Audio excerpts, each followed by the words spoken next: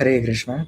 So today we are reading from chapter 25 of Krishna book, Devastating Rainfall in Vrindavan. When Indra understood prayers, Om Jnanatimirandasya Jnananjana Shalakaya Chakshurunmilitam Yena Tasmai Shri Gurave Namaha Jai Shri Krishna Chaitanya Prabhu Nityananda Shri Advaita Gadadhara Shivasari Gaur Bhakta Vrinda Hare Krishna Krishna Krishna Hare Hare Hare Ram Ram Hare Hare Namaha Vishnu Padaya Krishna Krishna Vishnu Srimati Bhakti Vedanta Swami Nityananda Namaste Saraswati Devi Gaurvani Pracharine Nirvishesha Shunyadi Pashtavadishtarine. When Indra understood that the sacrifice which was to be offered by the cowherdmen in Vrindavan had been stopped by Krishna, he became angry and he vented his anger upon the inhabitants of Vrindavan who were headed by Nanda Maharaj, although Indra knew perfectly well that Krishna was personally protecting them. As the director of different kinds of clouds, Indra called for the Samvartaka. This cloud is invited when there is a need to devastate the whole cosmic manifestation. The Samvartak was ordered by Indra to go over Vrindavan and inundate the whole area with an extensive flood. Demonically, Indra thought himself to be the all powerful Supreme Personality. When demons become very powerful, they defy the Supreme Controller. The personality of Godhead. When demons become very powerful, they defy the Supreme Controller, the personality of Godhead. Indra, though not a demon, was puffed up by his material position and he wanted to challenge the Supreme Controller. He thought himself, at least for the time being, as powerful as Krishna. Indra said, just see the impudence of the inhabitants of Vrindavan. They are simply inhabitants of the forest, but being infatuated with their friend Krishna, who is nothing but an ordinary human being, they have dared to defy the demigods. Krishna has declared in the Bhagavad Gita that the worshippers of the demigods are not very intelligent. He has also declared that one has to give up all kinds of demigod worship and simply concentrate on Krishna consciousness. Krishna's invoking the anger of Indra and later on chastising him is a clear indication to his devotees that those who are engaged in Krishna consciousness have no need to worship any demigod, even if it is found that the demigod has become angry. Gives his devotees all protection, and they should completely depend on his mercy. Indra cursed the action of the inhabitants of Vrindavan and said, by defying the authority of the demigods, the inhabitants of Vrindavan will suffer in material existence. Having neglected the sacrifice to the demigods, they cannot cross over the impediments of the ocean of material existence. Indra further declared, these cowherd men in Vrindavan have neglected my authority on the advice of this talkative boy who is known as Krishna. He is nothing but a child, and by believing this child, they have enraged me. Thus, he ordered the Samvartak cloud to go and destroy the prosperity of Vrindavan.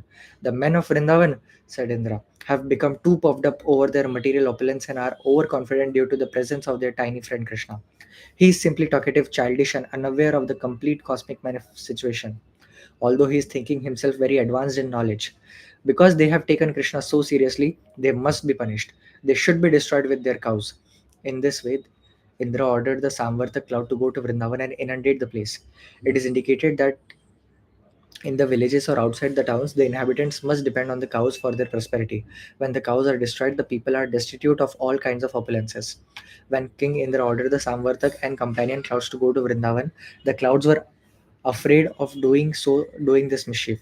But King Indra assured them, you go ahead, and I will also go, riding on my elephant accompanied by great storms, and I shall apply all my strength to punishing the inhabitants of Vrindavan. Ordered by King Indra, all the dangerous clouds appeared above Vrindavan and began to pour water incessantly with their all strength and power. There was constant lightning and thunder, blowing of severe kind, and incessant falling of rain.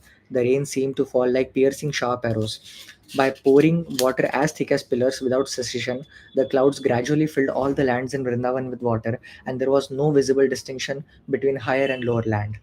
The situation was very dangerous, especially for the animals. The rainfall was accompanied by great winds, and every living creature in Vrindavan began to tremble from the severe cold. Unable to find any other source of deliverance, they all approached Govinda to take shelter at his lotus feet. The cows, especially being much aggrieved from the heavy rain, bowed down their heads and taking their calves underneath their bodies, they approached the Supreme Personality of Godhead to take shelter of his lotus feet. At that time, all the inhabitants of Vrindavan began to pray to Lord Krishna.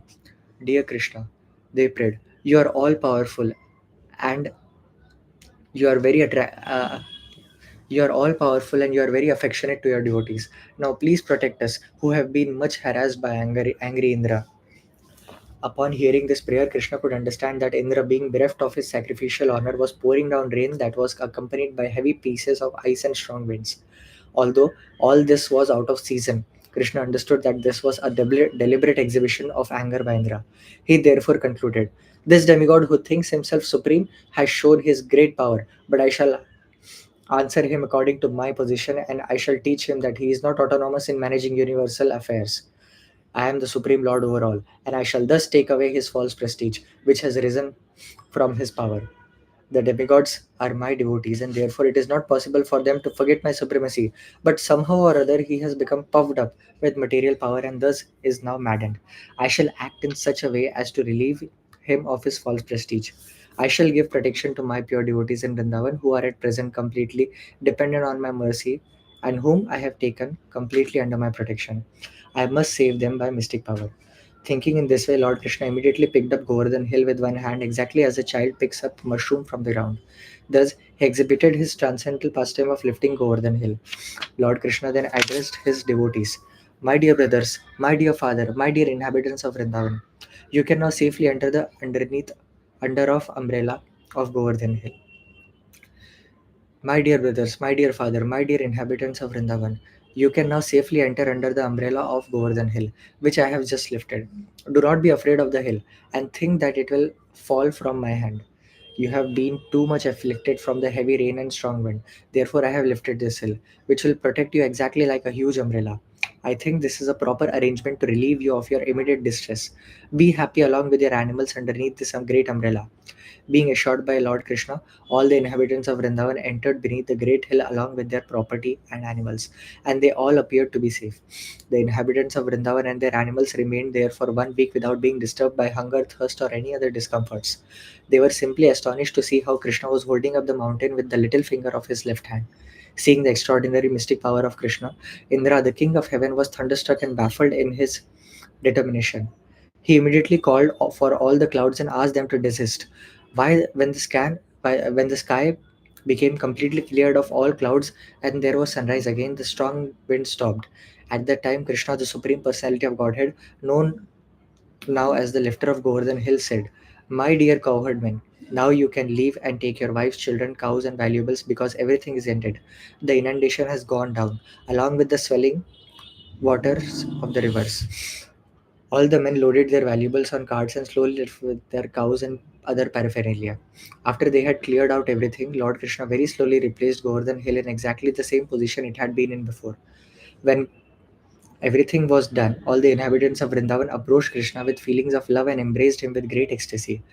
The gopis, being naturally very affectionate to Krishna, began to offer him yogurt mixed with their tears, and they poured incessant blessings upon him. Mother Yashoda, Mother Rohini, Nanda, and Balram, who is the strongest of the strong, embraced Krishna one after another, and from spontaneous feelings of affection, blessed him over and over again. In the heavens, different demigods from different planetary systems such as Siddhaloka, Gandharvaloka, and Charanaloka also began to show their complete satisfaction.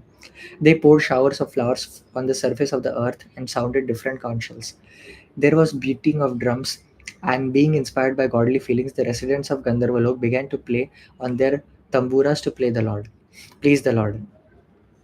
After this incident, the Supreme Personality of Godhead, surrounded by his dear friends and animals, returned to his home.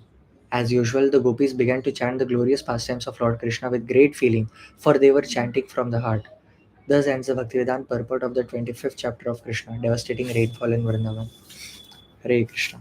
Srila Prabhupada ki Jai.